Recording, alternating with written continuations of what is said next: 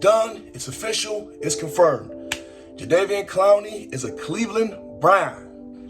Today on April, 14th? Jadeveon Clowney and the Cleveland Browns agreed to a one-year deal that's worth up to $8 million with incentives with an $8 million base salary. But what does that mean for the Browns going forward? In my armchair general manager opinion that nobody asked for, I felt like we kind of overpaid. We kind of overpaid for him. But I think it is a deal that could have a lot of potential upside if it works out properly. All of my doubts surrounding everything to do with Jadeveon Clowney has everything to do with his injury history. I'm well aware that he can be a very good run stopper.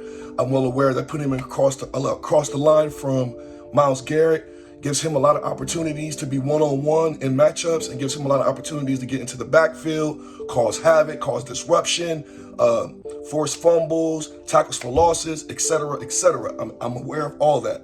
I understand that Jadeveon Clowney has a reputation for being good at the run stopping, which is something that we could really use a lot of help on, considering last year we were one of the bottom of the pack teams when it comes to run defense. We weren't all that bad. We were 9th in the NFL when it comes to terms in yards allowed per game, rushing yards allowed per game. But in other categories of run defense, we weren't all that great. So he could definitely help us out there. But if you've been watching this channel for a while, you know that I'm really not a fan that's been ready to anoint Jadeveon Clowney as like this godsend of a defensive player who's just going to come into the defensive line and just make us, he's going to be like this high impact major asset to us or anything. Like I don't really have expectations for him that high. I'm gonna be honest. I think as a rotational player, he could be good. He's not an every down player. But really all I want from him is playoff production.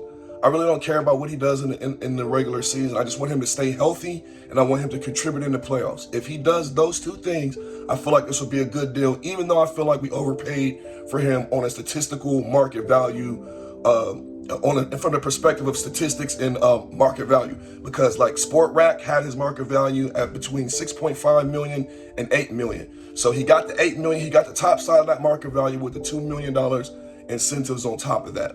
I still think we should have got him on a $6 million base salary, $6.5 million somewhere in there, and then gave him the incentives to get to like 8 or 9. That would have been more in my scheme, because now we're looking at a situation to where we might have to cut Schefter Richardson. Schefter Richardson wasn't like this great impactful player for us over the last couple seasons, but he shows up every Sunday and he does his job, and he's been dependable. He's been reliable. That's why I like him. And if we can restructure and keep him on, that's a perfect win.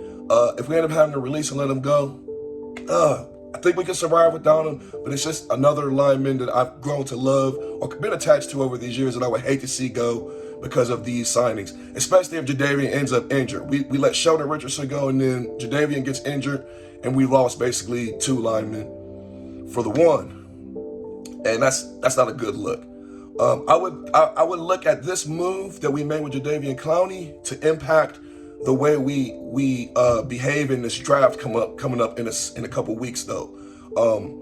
With our cap space, we only had like $13 million worth of cap space to work with for this year. If we give Jadeveon 8, that brings us down to about $5 million that we could work with for the draft. So I would think that maybe since the Browns have a lot of picks this year, and we have some assets like David Njoku to possibly think about trading, and don't kill me for saying this, maybe even possibly OBJ. I don't think that'll happen, but definitely I think David Njoku is on the table. He's always a complainer. He's always unhappy with his role in the offense. And he just got a $6 million signing bonus. We might try to trade him, put him with a couple picks, and move up in the draft and get us a cornerback in the first round or something. That's something I'm definitely with. I think we should trade up in the draft, to be honest. Solidify this defense even further with another impact player. So that's another way that this deal can impact the Browns. But like I said, I'm really not expecting a whole lot from Jadeveon. His stats are all trending in the downward trend. I mean, all his run blocking ability is going down. His pass coverage, his pass rushing, everything is trending down. He was only average or slightly above average in a lot of those categories. It was always his run blocking that set him above other defensive ends, and even that's trending down over the last couple years. I don't expect it to trend up. Maybe he does have a bounce back season this year. If he can stay healthy, that's the biggest thing. That's the biggest thing for me. If Jadeveon stays healthy, I'm on board with this. I'm on board with this whole signing. I just didn't want to pay him a bunch of money, him come in, play a couple of games, and then be sitting on the sidelines injured like he's been doing the last couple of years. Even when he was in Seattle and he played a little bit over there, he really didn't. He had 3 sacks his whole time there, which, again, there's more value to a defensive end than just getting sacks. Like, I want to make that clear. Defensive ends and defensive tackles, they have a lot more that they can offer on the line than just sacks. That being said, though, you have to be able to do a lot of other things if you're not going to get the sacks. If you're not going to get the sacks to go along, you have to be doing other stuff. You have to be a good tackler. You have to be getting your hands up, batting balls down. You have to be a good run blocker. You have to, all these things you have to be else good at if you're not going to be getting these sacks. So as long as Clowney is producing in those factors, and he's being very, very useful and efficient on the field, I'm not mad at the signing. I'm not even mad at the price tag. Him with Takarius McKinley, Myles Garrett. We got the whole secondary improving. Greedy Williams, Troy Hill, JJ the third, Grant Delpit, Denzel Ward, Anthony Walker at the linebacker, Jacob Phillips at the linebacker. I mean, we are stacked, man. If Jadeveon can stay healthy between our offense and our defense, we may have the best roster second best roster in the NFL right now. Like right behind Tampa Bay and the Chiefs. Like we might have the second or third best roster, arguably the second or third best roster in the NFL right now. Just looking at the paper and then looking at what we can get in the draft and then looking at if maybe Jadeveon is going to be healthy next year. So I'm really excited about to see where this goes. I'm also very cautiously optimistic because I don't want it to blow up in our face and me being back here saying, I told you so. There was a reason why all the other NFL teams passed on Jadeveon. We should have passed on him too. But hopefully he can prove me wrong. This is something I would love to be wrong about. I would love for Jadeveon to be the impact player that everybody else thinks he can be.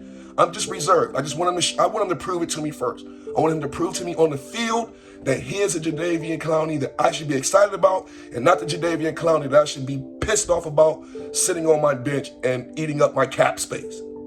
But other than that, that's really all I got for you guys today. What do you guys think about the Jadeveon Clowney signing? Do you think it's going to be a high impact, high reward situation that comes out of this deal? Do you think Jadeveon is going to actually contribute and help us get to a Super Bowl? Or are you more like me? You want to wait and see, cautiously optimistic? Or do you maybe have another perspective that you'd like to share?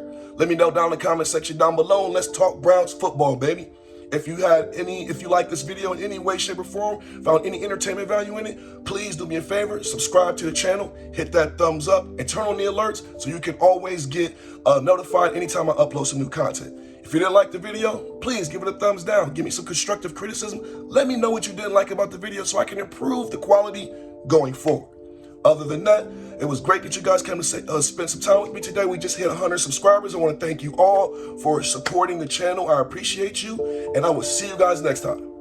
Peace.